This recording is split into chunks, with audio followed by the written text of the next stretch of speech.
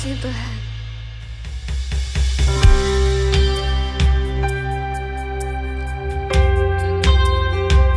Thank you Lord Jesus. You are worthy. You are worthy, Lord.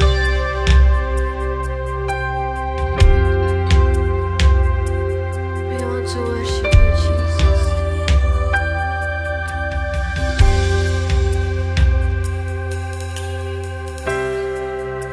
Worthy of every song we could ever sing, worthy of all the praise we could ever bring, worthy of every breath we could ever breathe. We live for you, oh we live for you. Jesus, a name above every other name. Jesus, the only one who could ever save. Worthy of every breath we could ever breathe. We live for you. Oh, we live for you. Holy, there is no one like you. There is none beside you. Open eyes.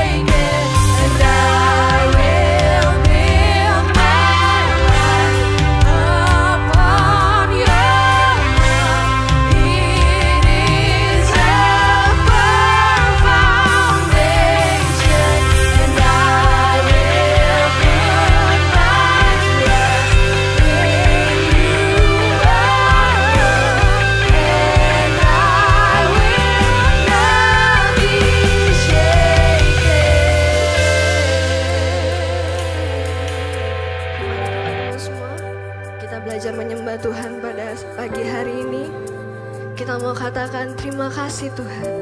Thank you Lord Jesus. Kami sungguh bangga memiliki Allah seperti Engkau Tuhan. Terima kasih Tuhan. Kau sungguh baik Tuhan. Kami menyembah Yesus. Terima kasih Tuhan. Thank you Lord. Terima kasih Yesus. Terima kasih Yesus. Kami bersyukur. Kau sangat baik. Kau sungguh baik. Terima kasih. Oh Yesus.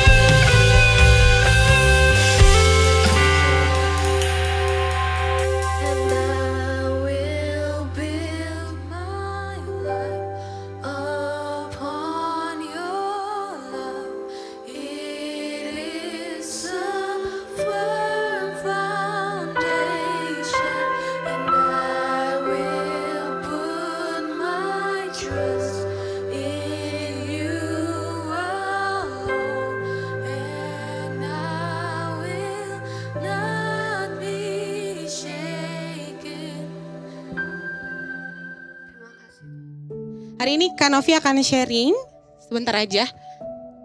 Judulnya ya Identity versus Self-Esteem. Jadi kalau bulan ini kemarin kita udah sama-sama dengar, bulan ini kita akan belajar banyak tentang temanya life goals, tujuan hidup gitu ya. Dan minggu lalu kita belajar bahwa ternyata untuk kita bisa kenal tujuan atau purpose kita, yang paling pertama kita harus kenal Tuhan Yesus yang ciptain kita. Dan hari ini aku bawa sharing temanya Identity versus Self-Esteem. Dan di bawahnya ada notes kecil, experience His resurrection power. Jadi sebagai anak-anak yang sudah terima Yesus, kita juga percaya bahwa Yesus tuh gak cuma mati untuk menyelamatkan kita, tapi Yesus tuh bangkit teman-teman. Bangkit mengalahkan kuasa dunia, kuasa maut.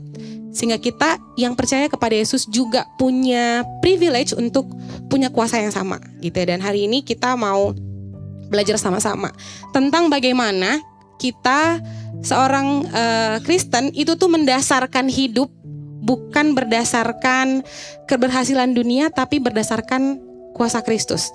Dan aku mau sharing kisah tentang seseorang yang hidupnya didasarkan pada kekuatan Tuhan, bukan kepada posisi.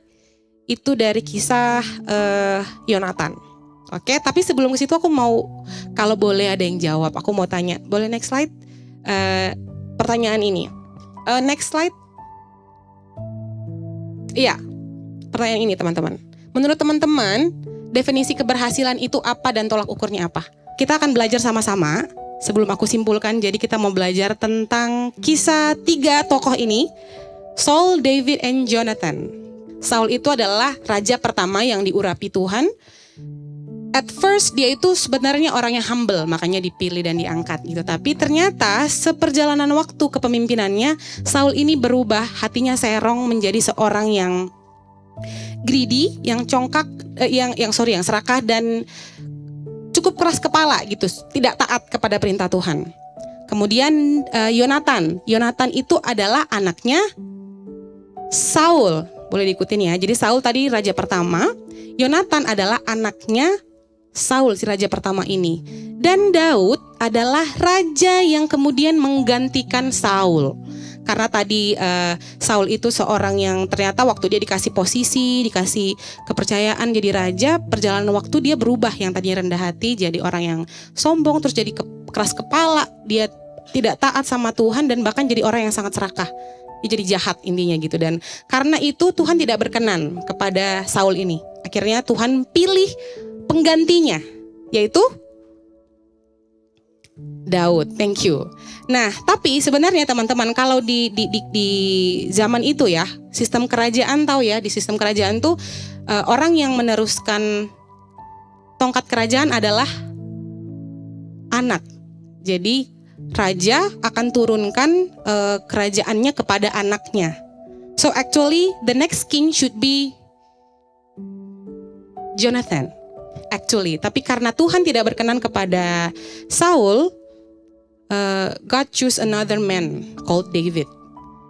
Itu dulu ya. Nah, dan ada kisah menarik tentang dari tiga tokoh ini gitu, yang jadi hero-nya adalah Yonatan hari ini. Kanovi mau share. Jadi kalau kita sering dengar gitu ya, Daud seorang yang hebat gitu, dia kalahkan Goliat, terus dia punya banyak kelebihan gitu. Tapi kita mau belajar hari ini tentang Yonatan, seorang hero yang tapi dia low profile gitu. Kenapa kita mau belajar? Boleh next dari kisah 1 Samuel 14 ayat 1 sampai 15. Nanti teman-teman boleh baca detailnya di rumah Alkitabnya. Kisah ini mengisahkan tentang Yonatan yang jadi ada momen di 1 Samuel 14 ini, momennya bangsa Israel lagi dalam kondisi yang terkepung karena bangsa Filistin mau menyerang mereka. Tapi bangsa Israel kekurangan armor, kekurangan senjata, kekurangan pasukan juga. Sementara Filistin itu orang yang udah gede terus banyak. Nah, karena kondisinya lagi kekurangan, akhirnya Raja Saul ini takut. Dan mereka sembunyi di dalam tempat mereka. Tapi Yonatan, dia punya kepercayaan yang kuat sama Tuhan. Dia itu teguh kepercayaan sama Tuhan, sehingga waktu mereka lagi sembunyi, Yonatan nih, padahal bapaknya bilang, si Saul bilang, gak boleh ada yang perang, semua stay di sini, karena kita lagi kekurangan. Tapi Yonatan dengan keyakinan teguh sama Tuhan, dia pergi bilang sama satu prajuritnya, arminya dia, ayo kita pergi ke sebelah sana, kita intip bangsa Israel, nanti kita akan pancing mereka. Pokoknya nanti kamu tunggu aba-aba dari aku. Kalau nanti aku kasih tindakan sedikit aja dan mereka terpancing untuk datangin kita, baru kamu datang buat tusuk dia, buat matiin dia, gitulah kira-kira ya. Nah, kenapa Yonatan bisa seyakin ini? Dia bilang keyakinannya di 1 Samuel 14 ayat 6b. Waktu si arminya nanya, loh kok kamu berani banget, kan kita cuma sendiri, kita tuh nggak punya peralatan untuk memerangi si Filistin ini loh, katanya gitu. Tapi si Yonatan bilang gini, mungkin Tuhan akan bertindak untuk kita, sebab bagi Tuhan tidak sukar untuk menolong, baik dengan banyak orang maupun dengan sedikit orang. What a faith Jonathan has in her heart about God. Dia bilang Tuhan tuh sanggup menolong kita, entah dengan sedikit ataupun banyak orang. Dan ternyata ajaibnya adalah mereka bisa berdua doang melawan bangsa Filistin tadi. Jadi begitu si Yonatan kasih tindakan yang memicu orang Filistin kayak itu tuh, mereka udah datang gitu. Terus pas datang mereka bunuh hanya dengan satu senjata. Akhirnya Tuhan sendiri yang bikin mujizat, orang Filistin tuh dibuat bingung. Sehingga mereka yang saling membunuh satu sama lain. Ngerti ya? Jadi Tuhan membuat bangsa Filistin bingung sehingga mereka bunuh satu sama lain. Sehingga mereka berdua ini gak perlu bunuh yang lain. Ngerti gak? Jadi Yonatan maju. He fight with the battles with the power of the power of God gitu ya, dengan kekuasaannya Tuhan untuk melawan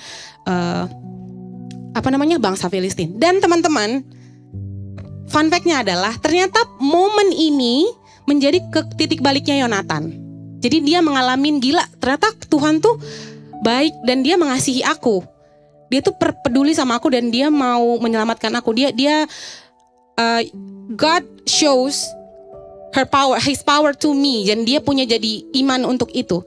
Dan ketika teman-teman tahu kan Yonatan itu sahabatan sama Daud, tahu nggak? Tahu kan? Nah, padahal sebenarnya logikanya Yonatan tuh harusnya musuhan sama Daud. Kenapa? Iya, harusnya pewarisnya itu Jonathan, teman-teman. Tapi yang terpilih jadi raja adalah Daud. Dan teman-teman kalau ngikutin cerita ini, Saul tuh marah, semarah-marahnya sama Daud. Jadi Yonatan itu begitu dia ketemu sama Daud, entah gimana caranya, tiba-tiba di dalam hatinya Daud ini ada sebuah cinta yang menggebu-gebu kepada Yonatan, yang akhirnya bikin Daud sama Yonatan itu sahabatan, gitu ya. Padahal Saul ini sangat mengejar-ngejar Daud untuk dibunuh, karena dia nggak mau kerajaannya turun kepada Daud gitu. Dan bahkan kita boleh lihat di slide sebelumnya, boleh 1 Samuel sebelumnya, 1 Samuel 20. Ini perkataan Saul kepada Yonatan. Kebaca ya, boleh baca sama-sama 1, 2, 3. Lalu bangkitlah amarah Saul katanya kepadanya, anak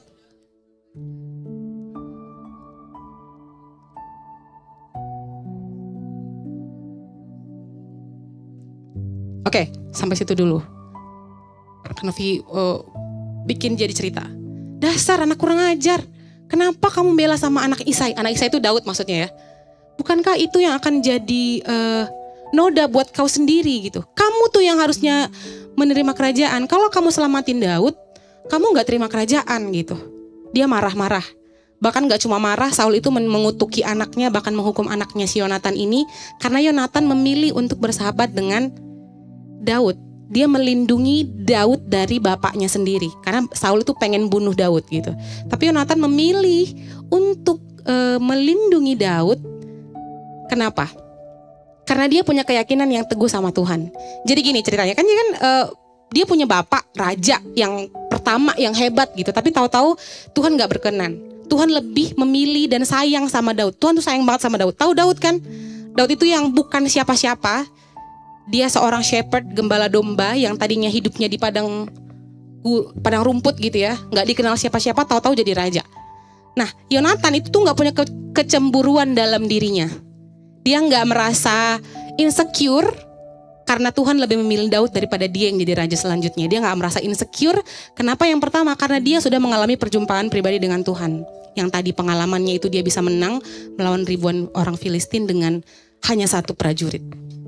Dan terus si Saul bilang lagi, sebab sesungguhnya selama anak Isai itu hidup di muka bumi, engkau dan kerajaanmu tidak akan kokoh. Dan sekarang suruhlah orang memanggil dan membawa dia kepadaku, sebab dia harus mati. Ini Saul is so anger, dia sangat marah gitu terhadap Daud dan dia pengen membunuh Daud. Tapi respon Yonatan, dia yang pertama gak takut sama bapaknya, gak takut ketika dia dikutuk bahkan diancam mati. Dan yang paling penting dia gak takut kehilangan kerajaan. Karena dia meletakkan dasar hidupnya di dalam Tuhan. Nah, kita boleh next. Ya, ini pelajaran yang waktu Kanovi baca dan Kanovi renungkan jadi sebuah kekuatan gitu buat Kanovi sendiri. Jadi tadi kita bicara tentang identity and self esteem gitu ya teman-teman. Seringkali kita tuh, siapa yang pernah merasa insecure? Insecure tuh jadi sesuatu yang common di kita gitu kan. Kita tuh seringkali insecure karena ngelihat orang lebih cantik dari kita. Atau kita ngerasa insecure karena goal kita gak tercapai. Kayak tadi sempat sharing, gak apa-apa ya Kanovi share ya.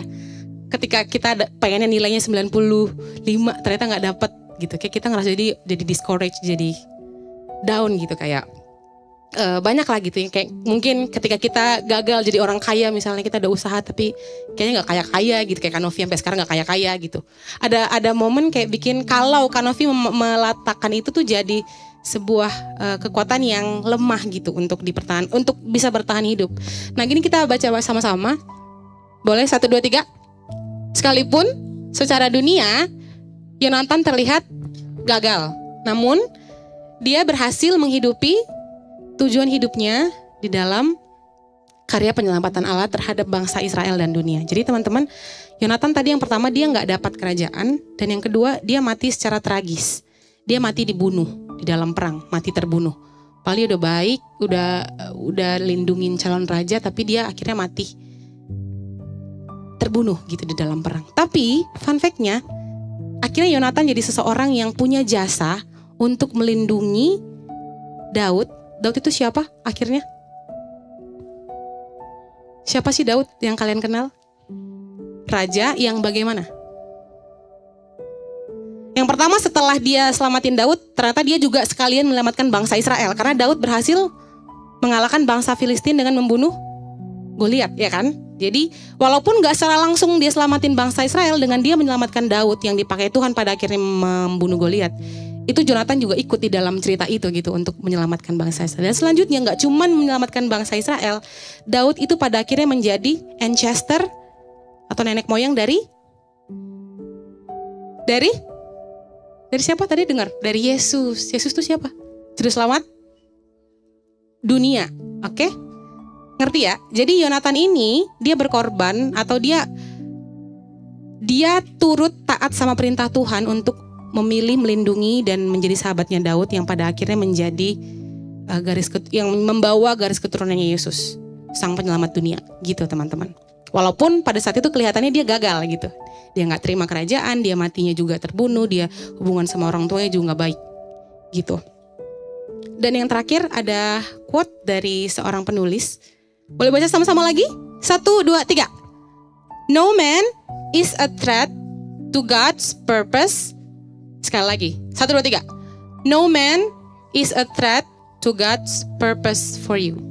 Sebenarnya gak ada orang yang harusnya jadi ancaman untuk tujuan Tuhan dalam setiap kita. Jadi Tuhan tuh punya tujuan masing-masing untuk setiap kita.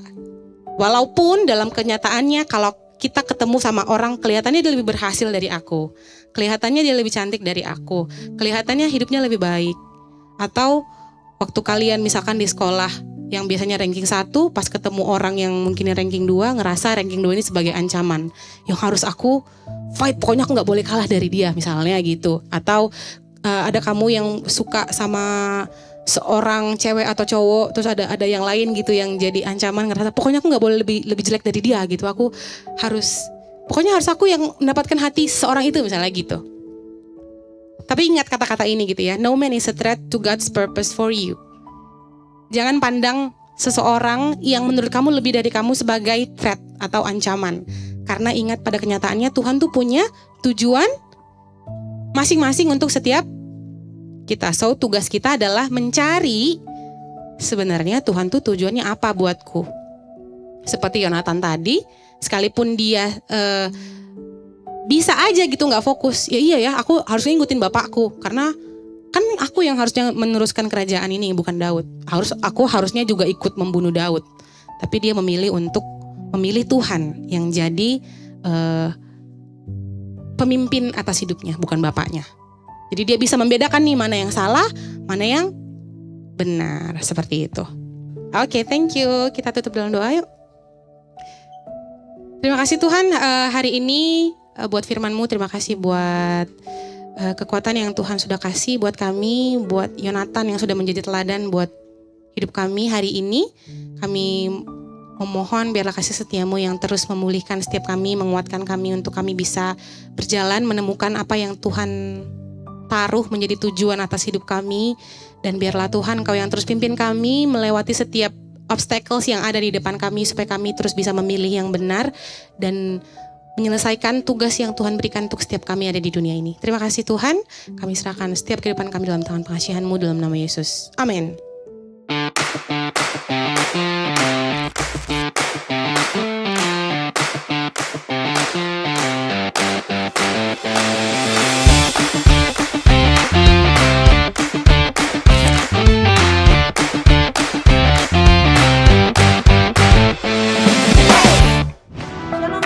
Impact Future Gen, terima kasih sudah mengikuti ibadah online pada hari ini. Saya percaya teman-teman semua merasa sangat terberkati dari awal hingga akhir ibadah. Jangan lupa untuk merenungkan dan melakukan firman Tuhan yang sudah dibagikan supaya bisa menjadi rema untuk hidup teman-teman semua. Terus ikuti ibadah online Impact Future Gen di hari Sabtu jam 5 sore waktu Indonesia Barat di YouTube Impact Community Indonesia. Dan untuk teman-teman yang berdomisili di Jakarta dan sekitarnya, kami mengundang teman-teman untuk bisa mengikuti ibadah secara onsite di hari Minggu jam 10 pagi, jam 12 siang, jam 15.00, serta jam 17.00 waktu Indonesia Barat di Impact Future Gen Building, Mall of Indonesia, lantai P3. Kami tidak hanya memiliki ibadah secara online dan onsite, tapi kami juga memiliki komsel atau komunitas sel online dan onsite yang bernama Impact Family. Dan bagi teman-teman yang tertarik untuk mengikuti komsel secara onsite, teman-teman bisa banget untuk segera menghubungi nomor admin yang tertera. Dan nantinya teman-teman akan mengikuti komsel 2 minggu sekali di Impact Future Gen Building. Dan untuk teman-teman yang mau mensupport pelayanan Tangan Pengharapan, teman-teman bisa banget dengan cara membeli merchandise seperti yang saat ini saya pakai.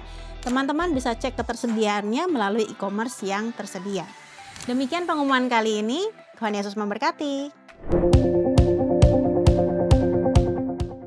Bagi saudara-saudara yang diberkati Impact Community Indonesia dan ingin memberikan persembahan atau donasi, dapat disalurkan ke rekening Bank Gereja Impact Community Indonesia dan Yayasan Tangan Pengharapan, serta QR Code BCA Mobile, GoPay, OVO, Dana, Shopee, dan link aja. Ibadah Impact Community Indonesia menjadi 5 sesi. Ibadah jam 8 pagi, jam 10, jam 12 siang, jam 3 sore, dan jam 5 sore. Seluruh ibadah berlangsung onsite di Mall of Indonesia, lantai P3, Kelapa Gading, Jakarta Utara. Bagi jemaat yang ingin mengikuti secara online, ibadah live streaming dapat diikuti pada pukul 10 pagi waktu Indonesia Barat di YouTube Impact Community Indonesia. Mari bersama-sama untuk datang dan mengikuti 60 Minute Worship secara onsite setiap Rabu malam pukul 19.30 waktu Indonesia Barat. Langsung di Gereja Impact Community Indonesia, Mall of Indonesia lantai P3. Mari bawa keluarga dan ajak orang-orang yang Anda kasihi. Impact Community Indonesia Friday Service. Ibadah setiap hari Jumat yang ditayangkan secara online pukul 19 waktu Indonesia Barat. Ibadah Saturday Service. Ibadah Sabtu Impact Community Indonesia ditayangkan online setiap Sabtu pukul 19 waktu Indonesia Barat di YouTube Impact Community Indonesia. Setiap ibadah online Impact Community Indonesia sudah tersedia subtitle dalam bahasa Indonesia, bahasa Inggris, dan Mandarin. Anda dapat mengaktifkan dengan klik tombol CC atau closed caption pada layar Anda. Healing Worship Night setiap Selasa pukul 19 waktu Indonesia Barat akan disiarkan secara langsung di YouTube channel Impact Community Indonesia dan Henny Kristianus. Spesial bagi kaum muda, ibadah Impact Youth pukul 17 waktu Indonesia Barat di Mall of Indonesia lantai P3. Bagi jemaat di luar kota Jakarta dapat menyaksikan ibadah youth secara online di YouTube Impact Community Indonesia. Bagi Anda yang ingin tahu lebih banyak tentang firman Tuhan, dapat bergabung dalam Bible Study Impact Community Indonesia melalui virtual setiap 2 minggu sekali pada hari Sabtu pukul 9 pagi waktu Indonesia Barat. Pendaftaran ini gratis dan dapat dilakukan dengan mengisi form registrasi melalui scan QR Code atau dapat menghubungi nomor yang tertera di layar Anda. Saksikan Menabur Cinta untuk Indonesia setiap Sabtu jam 11 waktu Indonesia Barat di YouTube Tangan Pengharapan. Ikuti Daily Devotion setiap hari Senin sampai dengan Jumat jam 6 pagi waktu Indonesia Barat di YouTube Henny Kristianus, serta pukul 7 pagi waktu Indonesia Barat di YouTube Yohanes Kristianus. Impact Community Indonesia memiliki sebuah komunitas untuk kita bertumbuh bersama. Bagi Bapak Ibu Saudara yang ingin bergabung di Komsel Impact Community Indonesia, dapat mengisi link form pendaftaran di bawah ini. Bagi Anda yang rindu menjadi jemaat Impact Community Indonesia, dapat mengisi Google Form atau scan QR Code di layar Anda. Saudara dapat mengirimkan permohonan pelayanan doa dan konseling, atau jika Anda memiliki doa yang terjawab serta kesaksian atas jawaban doa Anda melalui Google Form, WhatsApp, atau email impactcommunity.id@gmail.com. Bagi Anda yang rindu untuk dibaptis, Anda dapat mendaftarkan diri Anda dengan scan QR Code yang ada di layar kaca atau menghubungi kami di 0811 9777 745. Tangan Pengharapan memproduksi merchandise Positive by YTP dan batik Tangan Pengharapan untuk menolong pendidikan anak-anak pedalaman Indonesia. Pembelian dapat dilakukan di online store Tangan Pengharapan, di Tokopedia, Shopee, dan WhatsApp merchandise Tangan Pengharapan di 0813 1100 5568. Temukan dan ikuti media sosial kami di YouTube dan Instagram Impact Community Indonesia.